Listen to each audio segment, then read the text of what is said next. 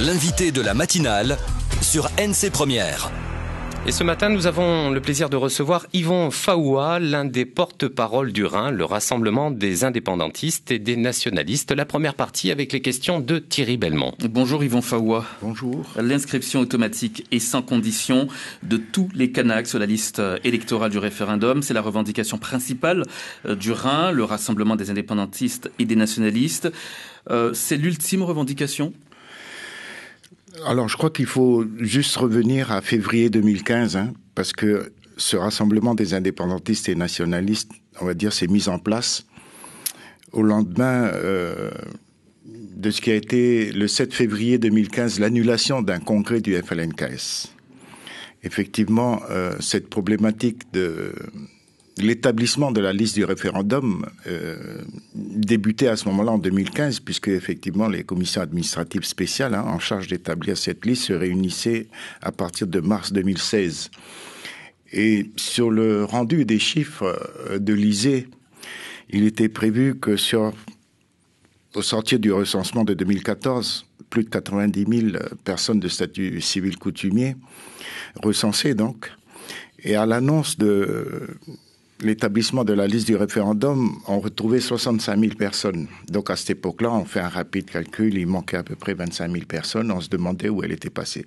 Et c'est ce qui a mobilisé et qui a mis en place ce rassemblement indépendantiste nationaliste, puisque la principale action de ce rassemblement, c'était de se préparer au référendum de 2018.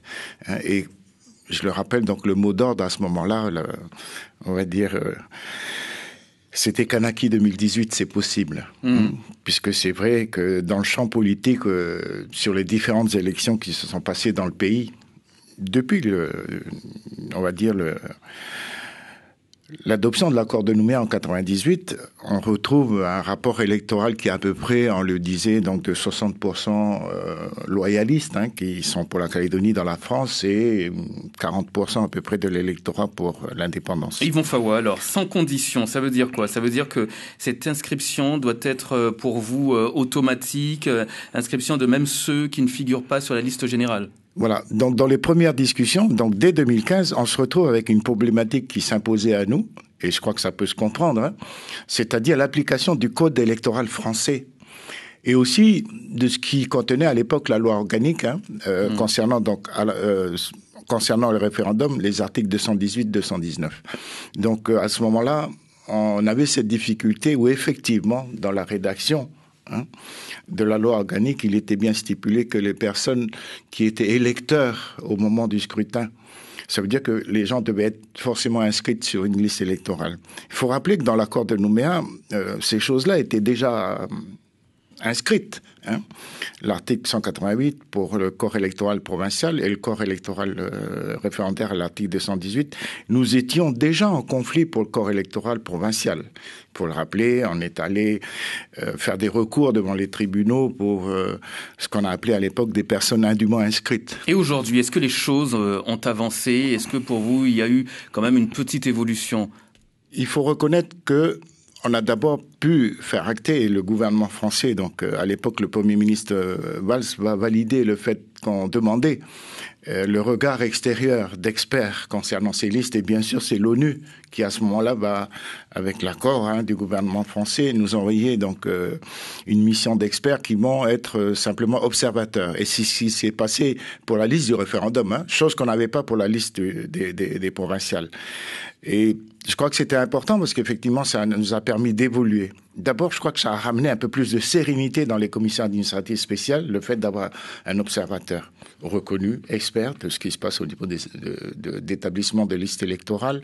C'est un des éléments. Et le dernier avis du Conseil d'État qui rend possible, via une modification de la loi organique, l'inscription automatique de tous les natifs de Nouvelle-Calédonie sur cette liste référendaire, ça vous pose un problème ? Voilà, la difficulté qu'on a là, donc il s'agit bien de la liste générale, puisque l'avis du Conseil d'État rend possible l'inscription de tous les natifs sur la liste générale. S'ils ont 6 mois de résidence en Nouvelle-Calédonie. S'ils ont 6 mois de résidence. Et effectivement, si on s'est mobilisé pour la marche d'hier, c'est parce qu'effectivement, le 2 et 3 novembre prochain, le comité des signataires va se réunir. Et généralement, même le Conseil d'État ne rend qu'un avis sur saisine d'ailleurs du Haut-Commissariat et du groupe de travail au sein du Haut-Commissariat sur les listes électorales auquel nous participons aussi. Et c'est vrai que cet avis du Conseil d'État rend possible l'inscription sur les listes générales. Les listes communales ne posent pas de problème à condition d'avoir ces 6 mois de résidence dans la commune. Ça, c'est la loi française, du code électoral français qui s'applique. Nous, on a une difficulté parce qu'il s'agit bien là de listes spéciales. Et c'est la liste spéciale référendaire. Donc, constitutionnalisée puisqu'elles sont contenues dans l'accord de Nouméa. Et nous, il n'est pas question de modifier la loi organique qui, je le rappelle, a été modifiée au mois d'août 2015, au moment où on allait justement travailler sur cette liste du référendum, et où on a établi les différentes catégories de personnes qui pouvaient relever de cette liste référendaire par inscription automatique. Ça a été le cas, l'inscription d'office. Je crois que le terme utilisé dans le texte de 2015, c'était l'inscription d'office. Donc, on a pu établir cette première liste électorale référendaire. Elle se chiffrait à peu près à 153 000 personnes concernées par ce prochain référendum. Aujourd'hui, en 2017, après les révisions entre mars et mai 2017, nous sommes rendus à 157 000 personnes. Mais on a aussi exigé que soit fait ce travail d'identification des personnes relevant du statut civil coutumier. Et c'est ce qui a été fait. Aujourd'hui, le chiffre qui a été annoncé notamment par la DGRAC, la Direction générale de la réglementation des affaires coutumières, qui aujourd'hui dépend du gouvernement, c'est un service du gouvernement de la Nouvelle-Calédonie, donc a rendu ses travaux. 22 780 personnes de statut civil coutumier ne sont pas sur la liste générale, mais de 2016. Donc il y a une mise à jour nécessaire effectivement par rapport à la liste générale de 2017. C'est important de le dire parce que entre 2016 et 2017, beaucoup de personnes ont intégré la liste générale parce qu'il y avait les élections nationales françaises, présidentielles et législatives. Donc il y a eu plus de 10 000 personnes qui ont intégré la liste générale en Nouvelle-Calédonie. Donc 22 780 Kanaks de statut particulier qui pour vous doivent être sur cette liste référendaire sans condition, de manière automatique, et tout cela pour vous doit être discuté lors du comité des signataires? Voilà, sans modification de la loi organique, je précise, parce qu'effectivement la loi organique qui a été modifiée en août 2015 prévoit déjà l'inscription d'office des personnes de statut civil coutumier. C'est la formulation, c'est ayant ou ayant eu le statut civil coutumier. Ces personnes-là vont intégrer la liste générale et le fait d'être sur la liste générale les autorise à basculer directement sur la liste du référendum. C'est la problématique qui est engagée actuellement. Et hier, on a appelé à marcher, et on le sait tous, les consensus se font et les décisions se prennent au comité des signataires. On va dire que ça a été le cas pour le dernier conflit qu'on avait eu, c'est-à-dire celui de la liste provinciale, où il y a eu ce qu'on appelle à l'époque un politiquement clos par rapport à ce que les uns appelaient des inscriptions indues. Nous, on a appelé ça de la fraude électorale parce que les gens étaient au courant et avaient signé l'accord de Nouméa, donc ils savaient le contenu, et ce fameux tableau annexe devait s'arrêter à un moment donné, et ça n'est pas le cas, elle a sans cesse été. Donc l'immigration continue à impacter nos listes provinciales. Et on voulait absolument éviter cela pour la liste de référendum. Il faut rappeler que l'accord de Nouméa prévoit 3 consultations. La première, elle a lieu l'année prochaine, donc semble-t-il au mois de novembre 2018. L'État s'est engagé. Et puis je voulais préciser aussi qu'effectivement, nous avions marché le 26 octobre 2016, le 19 juillet de cette année. Et donc hier, où pour la première fois, c'est monsieur le haut-commissaire, monsieur Latas, qui va nous recevoir. Alors, vous m'avez pas répondu tout à l'heure à ma question quand même, Yvan Faoua. Est-ce que l'avis du Conseil d'État qui rend possible cette inscription automatique de tous les natifs, je répète, sur cette liste générale, est-ce que ça vous pose un problème? Non, parce que c'est vrai qu'au final, les natifs comprennent bien sûr les personnes de statut civil coutumier. Donc, quelque part, ce que nous demandons aura une réponse favorable, on va dire, de notre point de vue.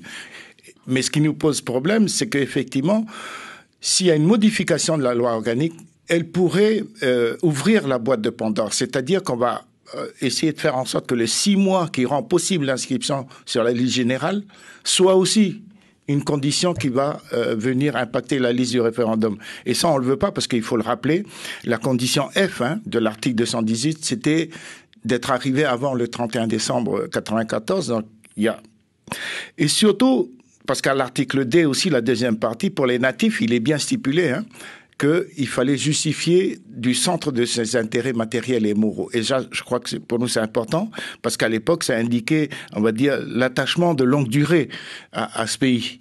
Et ces CIMM, on le sait bien, nous a déjà posé problème, notamment l'année dernière, puisqu'on a mis en place une cellule d'experts qui se prononçait, qui donnait un avis sur la validité ou la capacité à ce que soient prises en compte ces CIMM. Donc, on voudrait que la loi organique ne soit pas changée, qu'on reste dans les mêmes conditions que ceux qui ont été mis en place en août 2015. Ça, c'est ce que vous souhaitez, mais il faudra de toute façon faire des concessions. Voilà. Est-ce que vous êtes prêt à faire des concessions avec les loyalistes? Il faudra une discussion avec les non-indépendantistes. C'est ça. Mais on va dire la ligne rouge à ne pas franchir pour nous, c'est bien cette histoire de modification de la loi organique. Nous, on estime que la modification d'août 2015 nous satisfait pleinement et devrait satisfaire tout le monde. Je crois que quelqu'un qui est simplement natif et ne relève pas du statut civil coutumier doit justifier de ses centres des intérêts matériels et moraux, et parce qu'on estime aussi qu'une personne de statut civil coutumier kanak, mais aussi une personne de statut de droit commun, mais qui soit kanak, lui, il aura à fournir. C'est ce qui nous gêne un peu. Mais c'est pour nous, elle est là une nouvelle fois, c'est là une nouvelle concession. C'est-à-dire qu'une personne reconnue kanak, c'est-à-dire de ce pays et pas d'ailleurs, soit obligée de justifier du fait qu'il appartient à ces... Mais nous, on est prêt à aller jusque-là, s'il faut effectivement concéder quelque chose. Mais il faut aussi retenir que ce que nous voulons éviter, ça a été dit hier, et parce que on va dire ce que nous, on a appelé des fraudes électorales, se sont passées effectivement sur Nouméa et la grande agglomération Mandor d'Ambéa-Païta. Parce que le gros du corps électoral, il est quand même là. Il n'est pas dans une commune comme Poum, où il y a 2000 électeurs inscrits. Nouméa, c'est 56 bureaux de vote. L'un des porte-parole du Rhin, vous restez avec nous, on se retrouve tout à l'heure. Voilà.